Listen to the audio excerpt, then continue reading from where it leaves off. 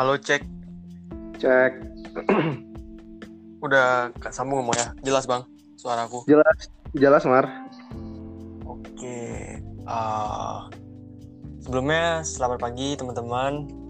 Kembali lagi di podcast aku, Opini Jati. Pagi menuju siang hari ini kita kedatangan pemateri atau apa ya, teman ngobrol juga. Sekaligus mahasiswa pasca sarjana di Universitas Diponegoro, dan juga beliau ini penulis, bisa dilihat di CV-CV-nya ya, banyak banget karya-karya beliau. Nah, mungkin sesuai judul podcast kali ini, buku Pesta dan Cinta. Nah, sebelumnya aku pengen nyapa beliau ini. Halo bang, selamat pagi. Halo Damar, selamat pagi. Gimana kabarnya bang? Sehat? Alhamdulillah Damar, kurang baik. Damar apa kabar? Baik bang. Ini kurang baik. Ada masalah pribadi? Iya, kurang baik aja pokoknya. Oke. Terima kasih bang udah mau dan udah nyempetin waktunya untuk ngobrol di podcast aku. Iya Mar, senang banget juga diundang di Opini Jati. Iya. Sebelumnya mungkin aku pengen nanya first impression abang. Abang first impression abang dengan judul podcast aku gimana? Bagus. Pasti isinya adalah wacana, analisis, kritik, dan memang sekarang dibutuhkan lebih banyak platform kayak gini sih buat menyebarluaskan apa-apa yang menjadi keyakinan dari setiap orang. Kalau keyakinan dan pikiran itu diendapkan dan nggak didistribusikan, bagi aku itu juga semacam kekeliruan atau bahkan kesalahan. Jadi aku apresiasi banget Damar buat podcast Opini Jati ini. Harapannya ya semoga bisa konsisten, kemudian ya lebih progresif lagi untuk mewacanakan lebih banyak kesadaran kepada para pendengar. Makasih bang. Iya sih bang. Awalnya juga iseng-iseng juga, dan berlatar belakang juga yang menurut aku pengalaman yang aku punya dan aku udah lalui belakangan ini dan sebelum-sebelumnya, kayaknya patut aku bagikan yang positifnya, karena ya selain juga sharing dan gimana bang? Sepakat banget aku. Selain sharing juga aku juga beropini, tapi itu tadi opini jati berdasarkan bukti pengalaman pribadi. Nah, jadi aku beropini seputar pribadi aku, dan ya faktanya ya pengalaman pribadi gitu loh, buktinya ya di pengalaman pribadi gitu. Ya, sekarang aku juga mau membagikan pengalaman pribadi aku kalau gitu. Jadi kita nggak perlu bicara hal-hal yang teoritik ya. Iya. Pas banget nih sama judul podcast kita kali ini bersama Bang Krisnaldo, buku Pesta dan Cinta. Nah, kalau gambaran aku nih, buku, cinta, dan pesta ini ada hubungannya sama dunia dunia percintaan mungkin. Pesta, hangout bersama teman, berbagi keluh kesah, dan buku ya tempat untuk mencurahkan pikiran, tempat untuk mencurahkan ide, tempat untuk mencurahkan isi hati yang dituangkan dalam buku, dan diharapkan juga berimpact ke masyarakat luas. Nah, aku penasaran nih dengan judul buku Pesta dan Cinta. Nah, itu spesifiknya gimana? Apakah kita bakal cerita-cerita pengalaman abang yang mungkin kalau boleh diceritain atau gimana tuh? Kalau buku Pesta dan Cinta, frase itu tuh sebenarnya aku dapat 2015, persis setelah aku selesai baca buku yang isinya adalah pandangan banyak orang, banyak intelektual, banyak aktivis tentang sosok Suhogi. Dan kira semua teman-teman mahasiswa tahu siapa Suhogi. Kemudian frasa itu aku gunakan. Sebenarnya yang lebih populer menggunakan frasa buku Pesta dan Cinta itu adalah Universitas Indonesia. Tapi karena bagi aku itu terdengar indah dan beririsan dengan kepersonalan aku dan banyak sekali teman-teman, akhirnya aku menggunakan frasa yang sama yang kemudian kita amini sebagai credo. Itu yang pertama. Terus kenapa sih buku Pesta dan Cinta, dan bagaimana aku dan teman-teman mendefinisikan 3 kata itu? Yang pertama, buku. Semua aku kira mereka yang memutuskan status sebagai mahasiswa itu gak mungkin terlepas dari bahan bacaan. Ya walaupun ada tipe mahasiswa yang paling malas aja sampai yang bersemangat, itu tetap akan mengakses hal yang sama, yaitu buku. Karena cuma di dalam buku lah mereka akan terbantukan aktivitas akademiknya, ya barangkali dalam rangka menyelesaikan tugas, dalam rangka menyelesaikan tugas akhir, dan lain-lain. Tapi bagi aku, buku gak cuma sekedar berhenti di 2 hal tadi doang, gak cuma sekedar digunakan untuk menyelesaikan tugas, atau membantu kita merampungkan tugas akhir kita, entah itu tesis, entah itu skripsi, atau apapun. Tapi bagi aku, buku adalah salah satu fasilitas yang aku dan teman-teman gunakan untuk mengaktifkan critical thinking, untuk mengaktifkan kesadaran, untuk membangun semacam ya sebut aja kehendak untuk memberlangsungkan diri di dalam satu peradaban yang lebih etis dan mulia. Dan itu selalu aku dapatkan di dalam buku.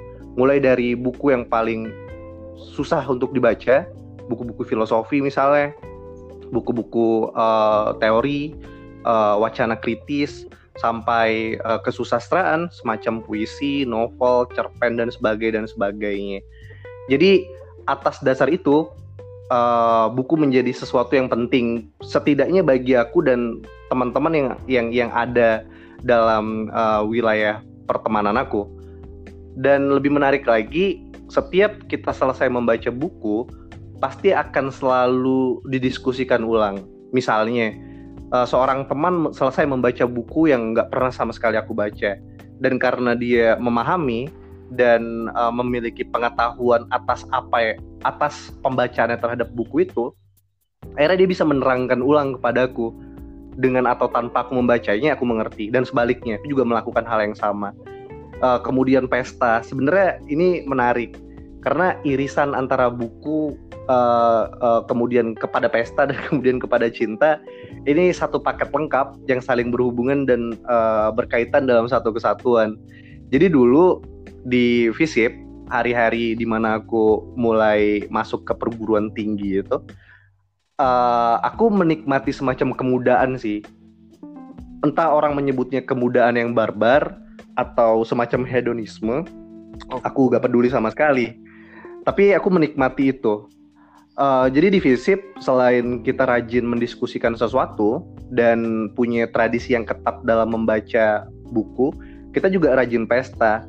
Dan menariknya lagi, pesta yang waktu itu kita berlangsungkan bukan pesta yang dalam tanda kutip itu sesuatu yang mewah, sesuatu yang menghambur-hamburkan uang misalnya, sesuatu yang elegan. Bukan seperti itu pesta dalam definisi kami.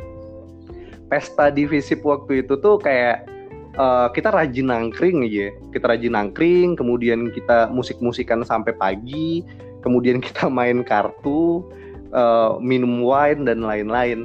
Tapi akibat dari pesta yang semacam itu, kalau dulu ada seorang teman menyebutnya sebagai pesta klasteri, karena mengidentifikasi diri sebagai lumpen proletar gitu waktu itu, bahasa-bahasa yang sulit sekali dimengerti oleh banyak orang.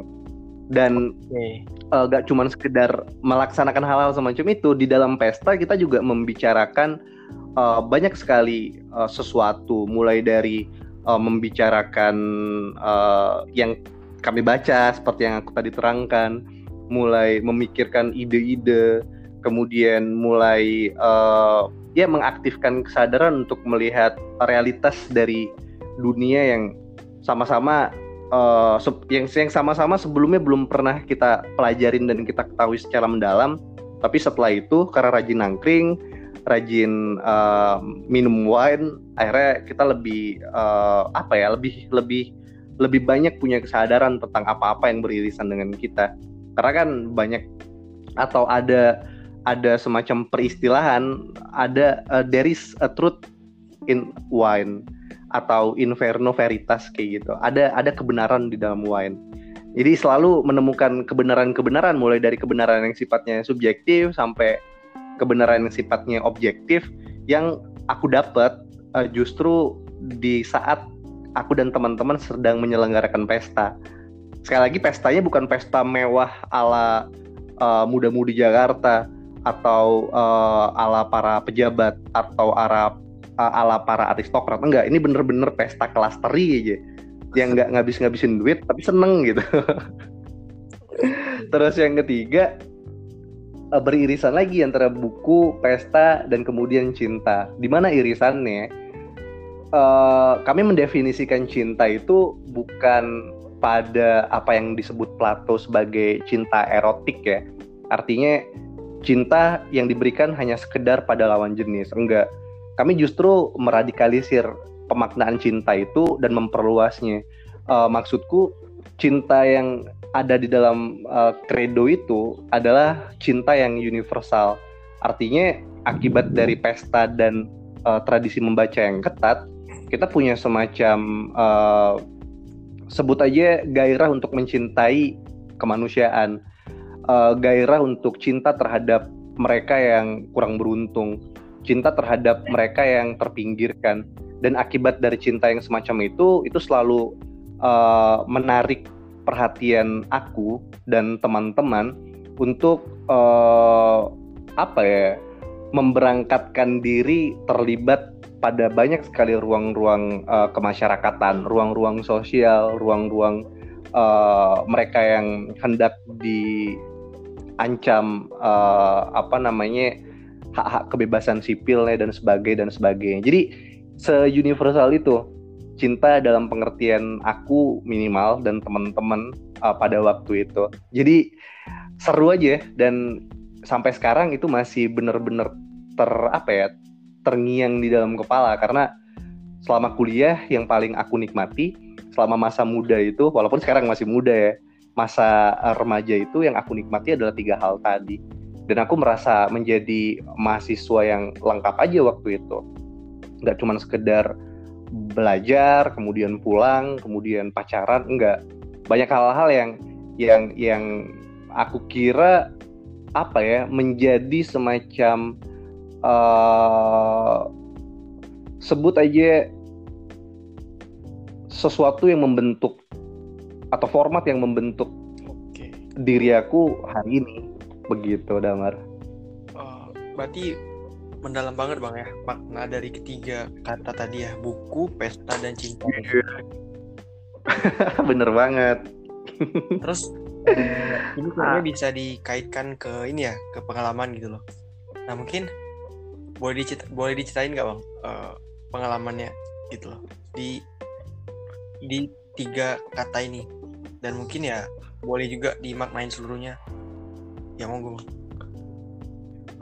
Kalau pemaknaan utuh terhadap 3 kata atau credo buku, pesta, dan cinta ini, itu benar-benar membekas sih bagi aku.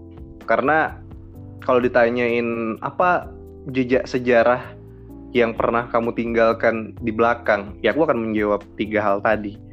Maksudku begini, aku kan bukan tipe orang yang sejak awal tuh punya semacam kehendak memimpin, nggak punya tradisi membaca, nggak punya semacam empati terhadap orang lain, apalagi kemanusiaan. Kemudian nggak suka dalam dalam satu ruang di mana di dalam ruang itu banyak sekali orang dan artinya beramai-ramai. Itu hal-hal yang nggak pernah aku suka. Tapi aku nggak tahu kenapa setelah aku memutuskan masuk ke dalam universitas, hal-hal semacam itu berubah total. Yang tadinya aku nggak punya gairah untuk memimpin, akhirnya aku miliki ketika aku masuk ke universitas. Yang tadinya aku terlalu apatis dan skeptis terhadap banyak hal, akhirnya itu ditransformasi dengan sendirinya ketika aku masuk ke dalam universitas. Kemudian yang tadinya aku punya kecenderungan nggak pengen beramai-ramai, pengennya cuma dengan segelintir orang dan aku tahu itu adalah sahabat-sahabatku. Di dalam universitas aku bertemu dan bergaul dengan banyak sekali orang.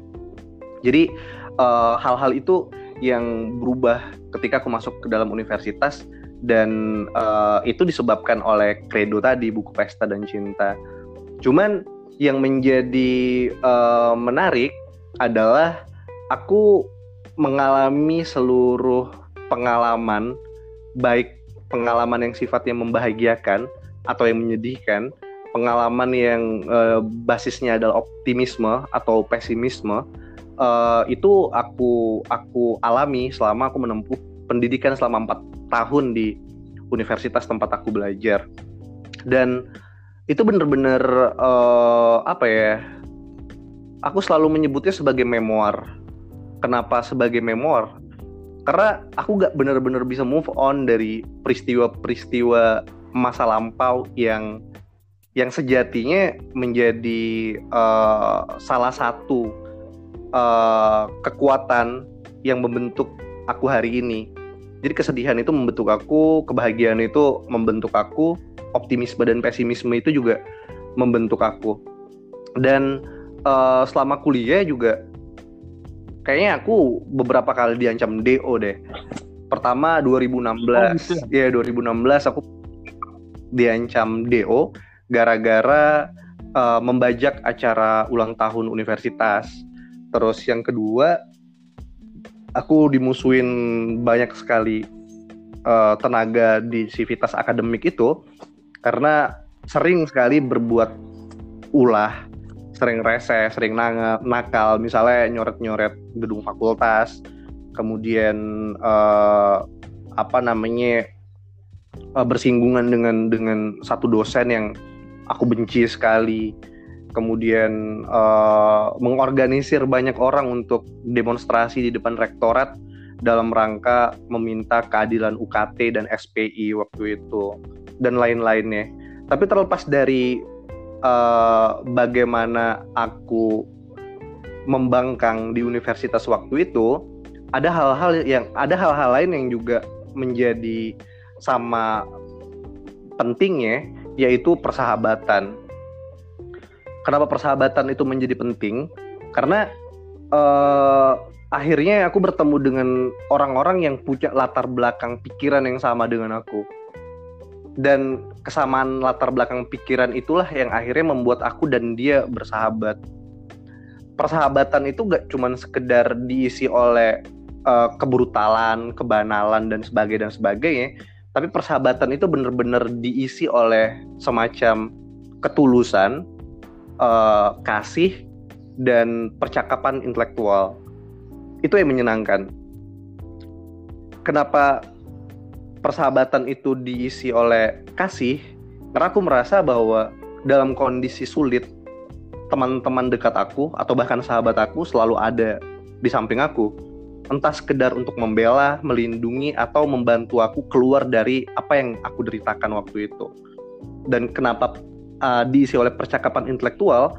Karena mereka juga adalah orang yang membaca, dan karena mereka adalah orang yang membaca, maka aku menjadi kegirangan sekali ketika duduk di dalam satu tempat yang sama. Kemudian kita mulai mempercakapkan apa-apa yang menjadi pengetahuan kita bersama, mulai dari pengetahuan yang sifatnya sama karena membaca buku yang sama, atau pengetahuan yang berbeda karena membaca buku yang berbeda, hingga perdebatan-perdebatan yang cukup melelahkan, tapi kalau diingat-ingat itu sesuatu yang menyenangkan justru. Dan apa ya, ya irisan-irisan dengan cinta kepada lawan jenis misalnya, yang diisi oleh semacam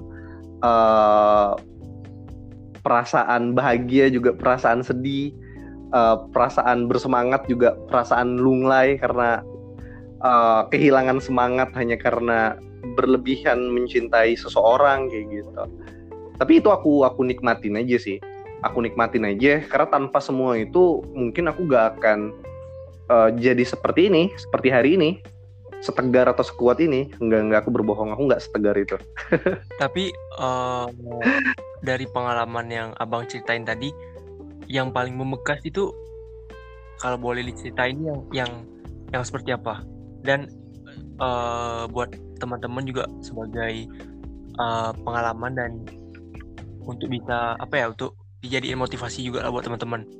Yang paling membekas itu loh. Yang paling membekas adalah akhirnya aku menjadi pemimpin. Hal yang nggak pernah aku mimpikan sejak awal.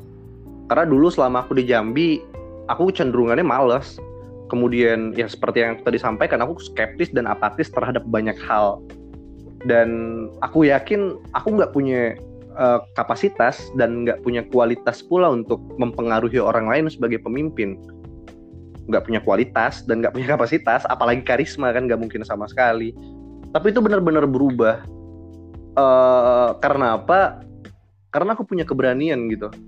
Keberanian untuk memutuskan, untuk membuat semacam self-determination bahwa kalau orang bisa memimpin, kenapa aku enggak? Tentu aku juga bisa memimpin, karena aku sama dengan dia. Apa bedanya? Sama-sama manusia, sama-sama belajar, sama-sama makan enak, sama-sama lengkap organisme tubuhnya. Tapi aku kok gak bisa kayak dia ya? Akhirnya aku kayak memunculkan keyakinan aja di dalam diri aku, dan lebih banyak keberanian sebenarnya. Keyakinan tanpa keberanian itu buruk. Untuk mulai memimpin. Misalnya waktu ospek, ketika orang nggak ada yang ditunjuk untuk menjadi ketua ospek, aku justru mengajukan diri sendiri untuk jadi ketua ospek. Ketua kelompok ospek maksudku, waktu ospek waktu itu. Kemudian di dalam kelas, ketika orang semuanya takut untuk jadi ketua kelas, sebelum dipilih, sebelum ada voting, aku justru mengajukan diri sebagai ketua kelas. Kemudian karena dua, jadi tapi itu dasarnya, sorry bang, dasarnya apa itu? Kok apakah terlalu excited? Apakah rasa penasarannya tinggi atau gimana tuh? Yang pertama didasarkan oleh keberanian sih. Yang kedua memang didasarkan oleh rasa penasaran. Karena aku tentu gak pengen gitu-gitu doang kan. Aku pengen berubah juga. Aku pengen jadi jauh lebih baik juga. Akhirnya keinginan-keinginan itu difasilitasi oleh keberanian aku. Karena aku dari awal, dari Sumatera juga, punya karakter yang sedikit nekat gitu untuk banyak hal. Akhirnya ya udah, aku jadi ketua ospek dan aku jadi ketua kelas. Dan itu sebenarnya pintu masuk. Aku berhasil jadi wakil ketua BEM FISIP di semester yang sangat muda sekali, semester 2 aku kira, dan aku kaget ketika penghitungan suara setelah pemilihan raya itu ternyata suara aku dan pasanganku itu cukup besar sekali di FISIP, dan akhirnya setelah itu aku dilantik dong jadi wakil ketua BEM FISIP di usia yang sangat mudah sekali semesternya. Dari situ aku belajar. Selain bertemu dengan banyak orang, aku juga bertemu dengan banyak masalah. Dan akibat dari pertemuan dengan banyak orang, di mana aku belajar dari pengalaman-pengalaman mereka dan pengalaman berhadapan dengan masalah, akhirnya aku benar-benar tahu bahwa bakat kepemimpinan itu tidak tidak selalu harus alamiah. Artinya dia dilahirkan sudah dengan kapasitas untuk menjadi seorang pemimpin. atau kepemimpinan itu nggak sekedar sesuatu yang karismatik hanya karena orang tuanya adalah seorang pemimpin, kemudian kepemimpinannya diturunkan kepada anaknya. Bagi aku kepemimpinan itu bisa diasah, bisa dibentuk dengan syarat kamu berani mengambil risiko dan menerima seluruh konsekuensi logis dari apa yang sudah kamu ambil. Dan aku membuktikannya. Dan pembuktian itu dipertegas ketika aku dilantik sebagai presiden mahasiswa di 2016. Aku bukan pede ya, maksudnya aku cuma pengen memberikan informasi kepada teman-teman untuk tidak takut jadi seorang pemimpin hanya karena gak punya bakat kepemimpinan gitu. Aku bukan orang yang punya bakat kepemimpinan, tapi aku mengasah dan membentuk itu sendiri. Itu yang paling mengesankan sih. Kemudian akibat dari kepemimpinan itu, aku bukan aku yang menilai, banyak orang menilai bahwa ya aku cukup karismatik, aku bisa mempengaruhi orang, dan seluruh ide yang aku pikirkan itu kemudian direalisasi oleh banyak orang. Gak aku sendirian artinya, dan diikutin oleh banyak sekali teman-teman. Itu yang paling berkesan bagi aku sih. Hal yang gak pernah aku ciptakan, tapi kemudian itu tiba. Makanya aku berpikir, yes, dunia ini penuh dengan teka-teki. Hal-hal yang gak terpikirkan akan terpikirkan pada waktunya nanti. Hal-hal yang tak terduga akan terduga pada waktunya nanti.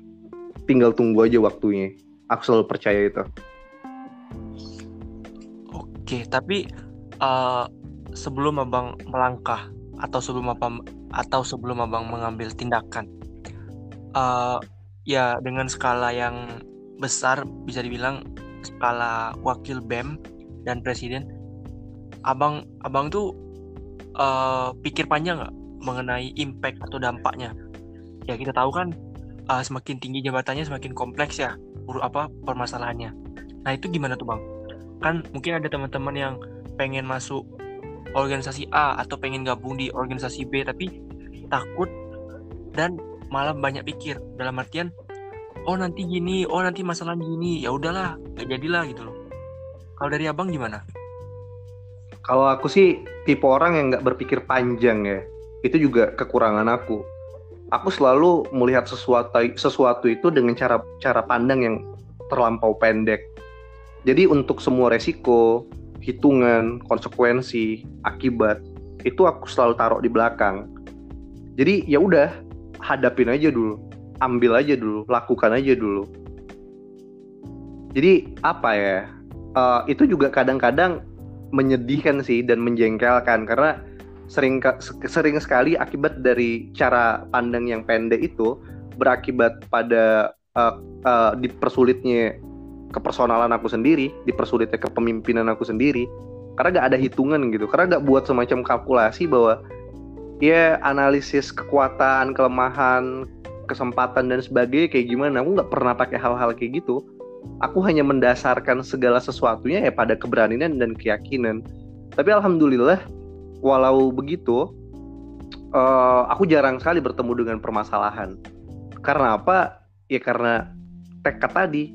Karena niat yang baik untuk memutuskan sesuatu. Dan aku tahu bahwa niat yang baik akan menghasilkan sesuatu yang baik pula. Dan itu benar-benar terjadi sih di aku. Makanya Socrates kan pernah bilang, hidup yang tak diuji tak layak untuk dijalani.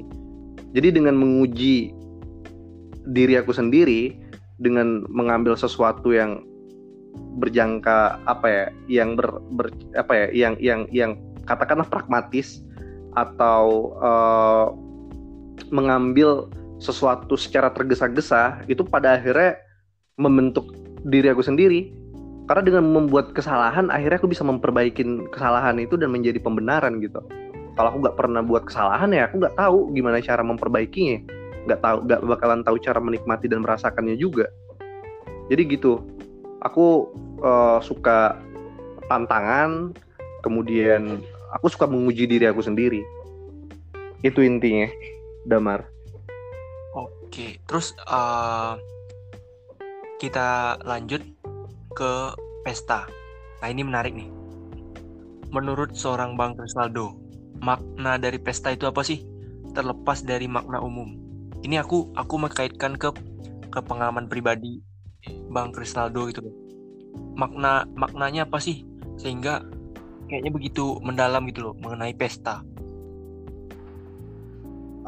Bagi aku pesta ada dua sih. Satu, fasilitas untuk merayakan kesenangan sekaligus merayakan penderitaan. Jadi apa ya? Aku selama di Magelang, aku sering banget ngundang teman-teman buat datang ke rumah. Dan banyak orang sampai menyebut bahwa rumah aku di Secang itu adalah pusat kebudayaan Tuburan.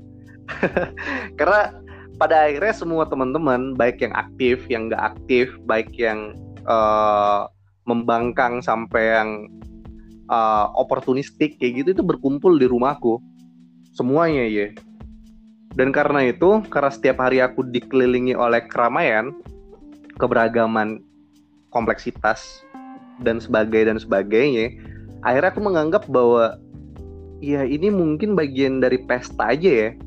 Karena pesta itu nggak benar-benar selesai gitu. Ya walaupun aku tahu malam sebelum mereka semua datang, aku dengan beberapa temen nyanyi, teriak-teriak, mainan kartu, terus meracau dan sebagainya. Tapi di siang harinya, ketika semua banyak teman datang, aku tetap menikmatin kebahagiaan yang sama. Ketika aku dengan teman-teman bersenang-senang di malam harinya. Jadi pesta itu gak benar-benar selesai, walau musik yang dimainkan selesai, tapi kita tetap menari ya. Jadi kenikmatan menari di dalam semua aspek dengan atau tanpa musik yang diputarkan atau ditembangkan, itu yang aku definisikan sebagai pesta. Ketika kita berhadapan dengan persoalan di Kulon Progo misalnya, dalam hari-hari masyarakat Tamon menghadapi penggusuran akibat rencana pembangunan Yogyakarta International Airport, aku juga menganggapnya sebagai pesta. Kemudian ketika kita merayakan launching buku Jazz untuk Nada, sampai mendiskusikan Human Rights Day, Reflection of Untitled Activists, kemudian sampai melaunching dan mendiskusikan majalah lingkungan dan perempuan milik Ikan Tree Production, itu juga bagian dari pesta yang sama. Kemudian ketika mendengarkan curhatan beberapa teman karena diancam atau putus cinta, itu juga jadi bagian dari pesta. Karena gak pernah benar-benar sedih, karena gak pernah benar-benar pilu atau kalut. Selalu ada aja semacam serotonin gitu yang diproduksi terus-menerus oleh tubuh.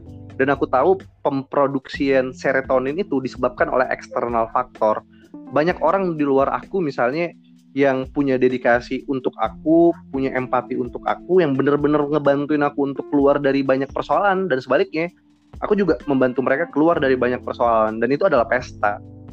Dan ketika kita terancam hanya karena mengorganisir demonstrasi misalnya dalam Magelang Bergerak 1, Magelang Bergerak 2, mulai dari pra pengorganisiran sampai pasca demonstrasi, dan diancam oleh banyak pihak, kita benar-benar menikmati ancaman-ancaman itu tau. Dan dengan perasaan lega aja menerima semuanya, karena kami berpikir itu konsekuensi, dan konsekuensi yang buruk pun kami anggap sebagai pesta. Karena benar-benar menikmatinya gitu, benar-benar kayak kita mendapatkan semacam kesenangan yang sama ketika kita berhadapan dengan persoalan yang kompleks, entah itu ancaman, ketakutan, kecemasan dan sebagainya, sama statusnya atau kualitasnya dengan kita sesaat menerima kebahagiaan, kesenangan, kemudian kemenangan, pencapaian, prestasi dan lain-lain. Jadi benar-benar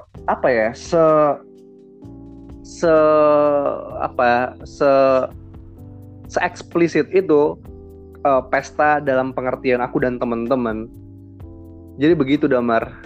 Jadi persoalan bahwa malamnya kita pesta pora gitu, ada yang muntah di guci di rumahku, kemudian rumahnya berantakan, kemudian bekas panggangan ikan, botol-botol yang berserakan, dan kartu-kartu remi yang berantakan di setiap sudut ruangan, itu juga menjadi apa ya, sesuatu yang juga punya irisan spesifik dengan aktivitas sosial, dengan aktivitas intelektual aku dan teman-teman waktu itu. Jadi itu harus dilihat sebagai satu peristiwa yang lengkap dan dia saling berhubungan dan berkaitan dalam satu kesatuan.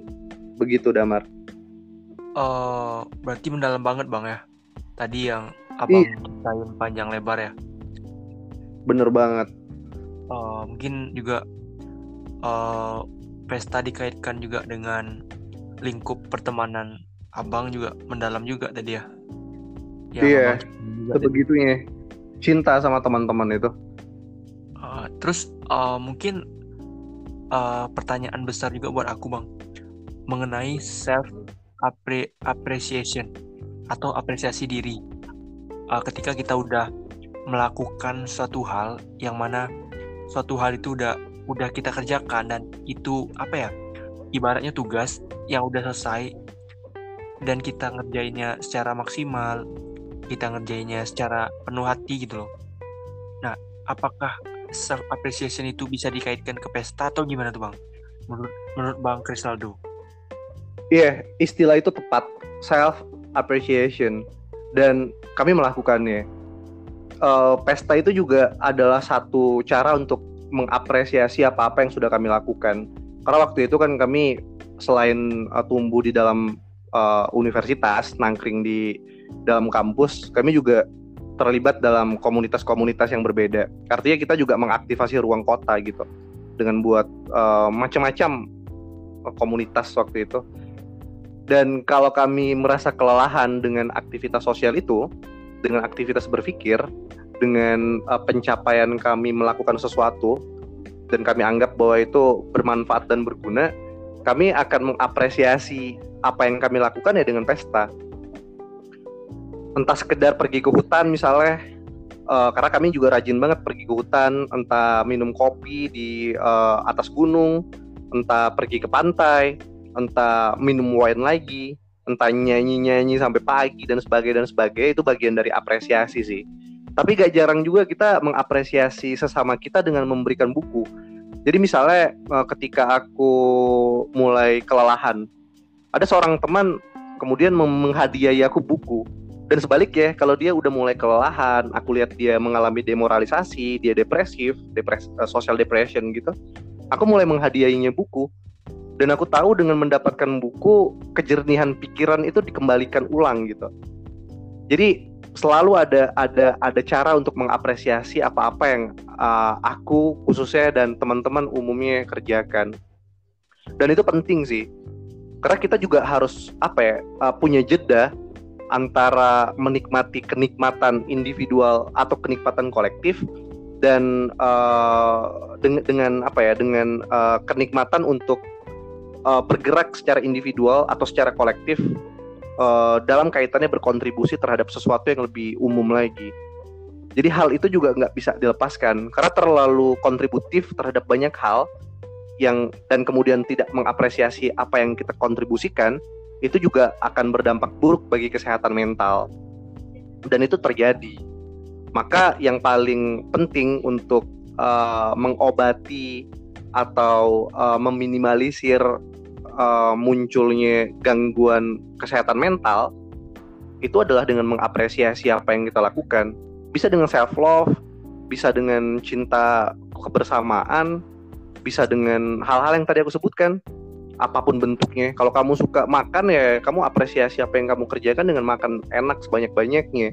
Kalau kamu suka traveling ya kamu apresiasi diri kamu setelah melakukan banyak hal penting dengan traveling, sehingga selalu punya ide baru, punya semangat baru, dan punya keceriaan baru untuk melakukan sesuatu yang lebih baik dan lebih kontributif lagi terhadap segala sesuatu, terhadap banyak hal. Begitu, Damar.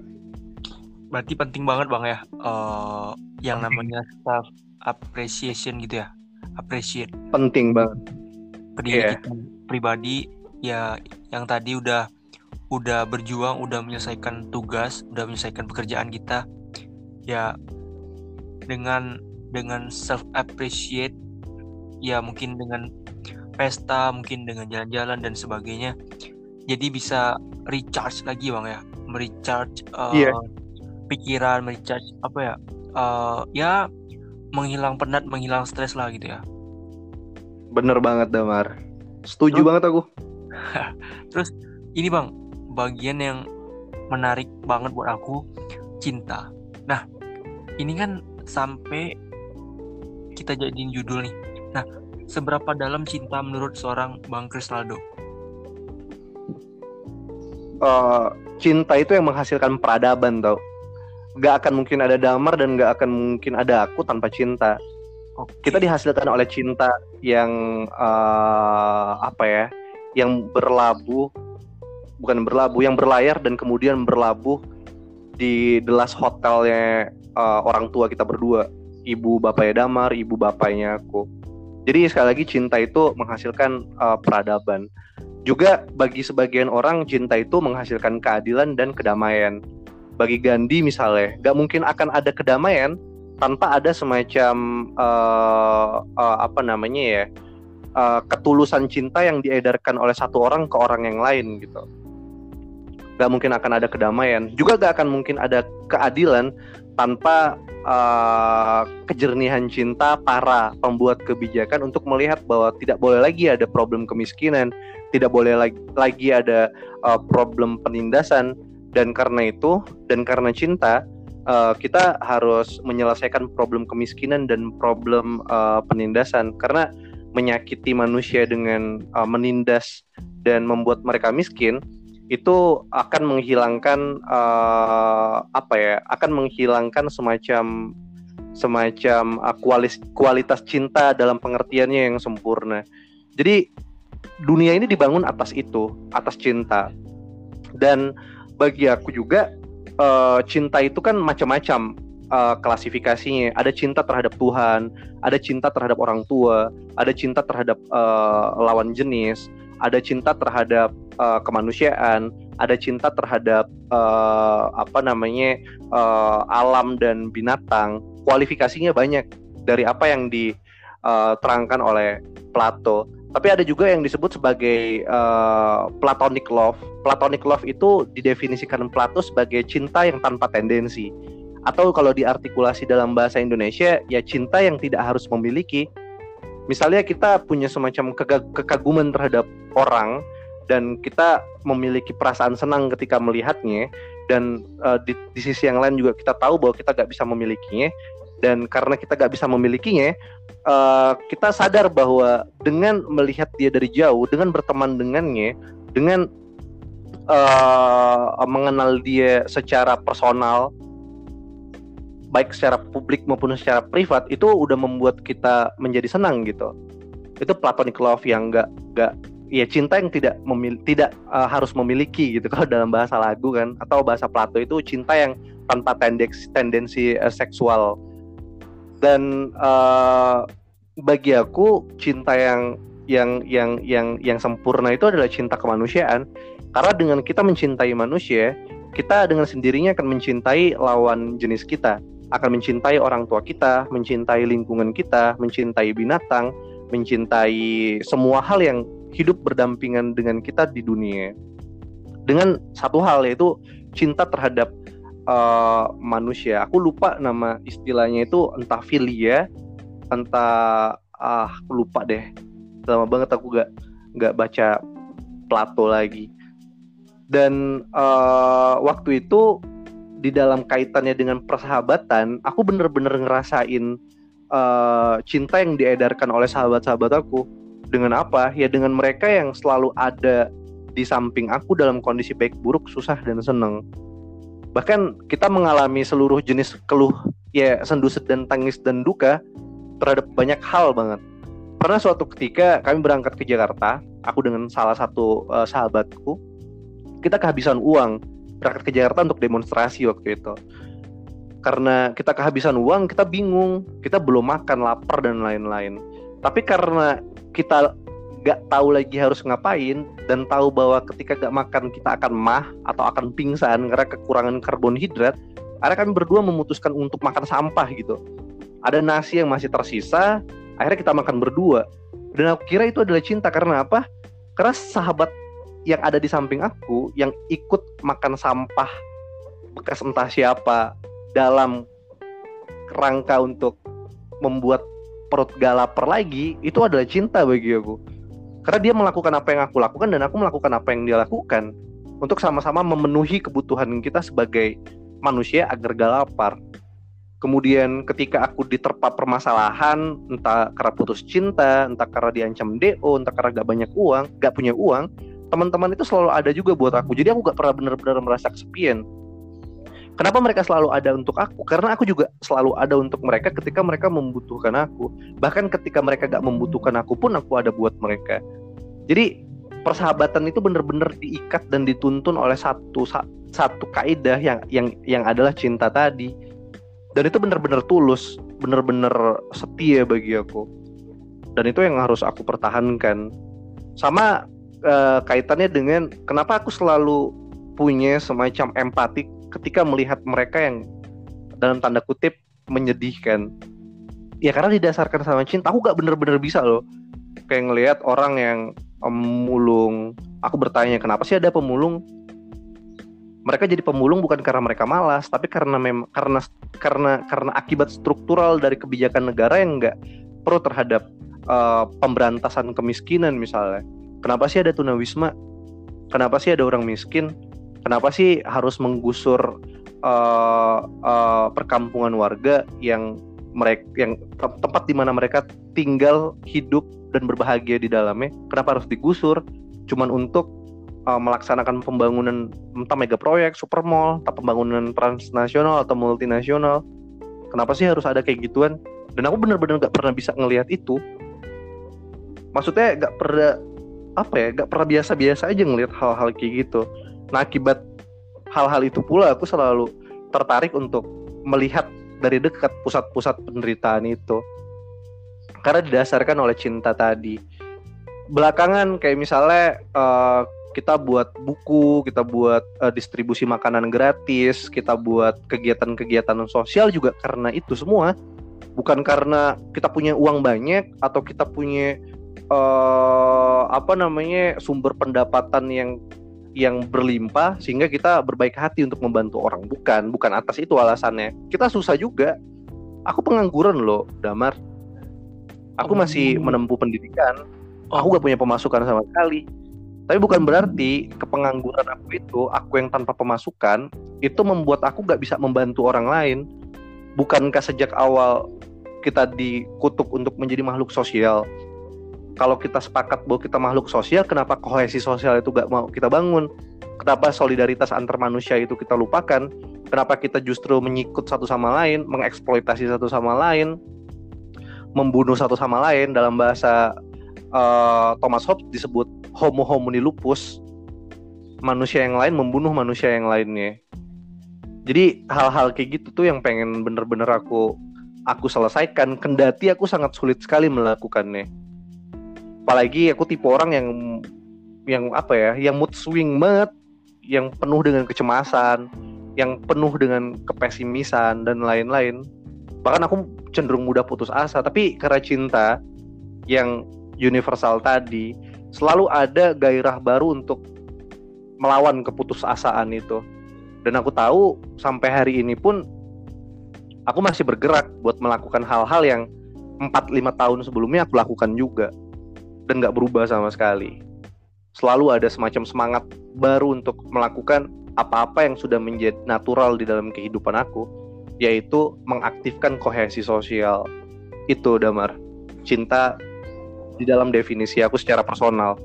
Berarti membekas banget bang ya, membekas banget di pribadi abang mengenai cinta, dan juga abang juga menjelaskannya juga menurut aku sih mendalam ya. Sampai segitunya, sampai menyentuh lah, bisa dibilang, kepada pribadi seorang Bang Krisnaldo. Mungkin terakhir ini bang, di podcast di kali ini,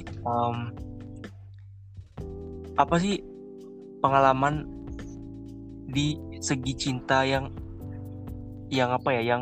mungkin bisa bang bagi ke aku dan teman-teman yang relevan lah buat sekarang gitu loh. apa sih ya, kita ketahui sekarang kan kalau dikaitkan kan pandemi dan sebagainya. Nah, menurut Bang Krisnaldo tuh gimana sih maknanya gitu loh, yang tadi yang aku tanyain tadi di segi cinta tadi. Kalau aku untuk sekarang aku gak akan mengomentari cinta erotik atau cinta untuk lawan jenis atau pacaran gitu, karena aku dalam kondisi benar-benar kalut dan aku punya kecenderungan selalu gagal dalam urusan percintaan. Aku gak tahu apa penyebabnya, tapi aku tahu itu disebabkan oleh kesalahan aku sendiri. Itu yang pertama, disclaimer aja. Tapi yang lebih penting daripada itu adalah kalau kalian punya atau menganggap bahwa kalian punya cinta, gunakanlah cinta kalian itu gak sekedar untuk hal-hal yang sifatnya kecil atau sempit. Misalnya kalian cuma memberikan cinta kalian untuk orang yang sekarang menjadi kekasih kalian, tapi kalian harus memperluas cinta itu menjadi cinta yang berbasis pada humanitarian, pada humanisme. Karena dengan begitu kalian akan benar-benar menjadi makhluk sosial. Hari ini kita hidup di dalam kondisi yang penuh dengan ketidakpastian. Kita hidup di dalam dunia yang irasional dan dekaden. Kita hidup di dalam kondisi kehidupan yang benar-benar gak baik-baik aja. Jadi untuk melawan irasionalitas, dekadensi, kemudian dunia yang gak baik-baik aja ini adalah dengan mengaktifkan nalar solidaritas kita untuk sesama manusia. Karena dengan itu kita bisa keluar dari kesulitan, penderitaan, dan persoalan akibat dunia yang tidak baik-baik aja hari ini. Jadi perluaslah cinta kalian itu gak sekedar untuk cinta kepada pacar, tapi cinta terhadap kemanusiaan. Kalian harus merasakan penderitaan yang sama ketika agenda penggusuran mulai terdengar di telinga. Kalian harus merasakan kelaparan atau kekalutan yang sama ketika mereka yang kesulitan makan mulai nampak di hadapan mata kalian. Kalian mulai harus merasa gelisah dan sakit hatinya ketika mendengar dan melihat banyak orang di luar sana yang mengalami penderitaan. Jadi dengan merasakan hal-hal kayak gitu, kalian akan benar-benar menjadi manusia dalam pengertiannya yang lengkap, sempurna, dan mulia. Mungkin begitu, Damar. Terima kasih Bang. Mungkin jawabannya dapat membantu aku juga ke depannya dan juga menginspirasi juga buat aku dan semoga juga buat teman-teman yang dengar. Terima kasih banyak sekali lagi Bang yang udah waktunya. Terima kasih juga Damar. Sama-sama Bang. Mungkin next podcast nanti bisa kita obrolin lagi Bang ya. Next judulnya apa? Siap. Nanti kita bisa bicara hal-hal yang lebih teoritik mungkin. Oke. Atau bicara isu atau apapun lah. Oke, boleh Bang. Mungkin sekian di podcast kali ini. Sekali lagi terima kasih buat Bang Krisnaldo yang udah nyempetin waktunya. Udah hampir 1 jam ya. Sama-sama Damar.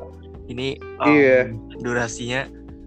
Sekali lagi terima kasih buat teman-teman yang udah dengerin. Aku tutup yuk. Assalamualaikum.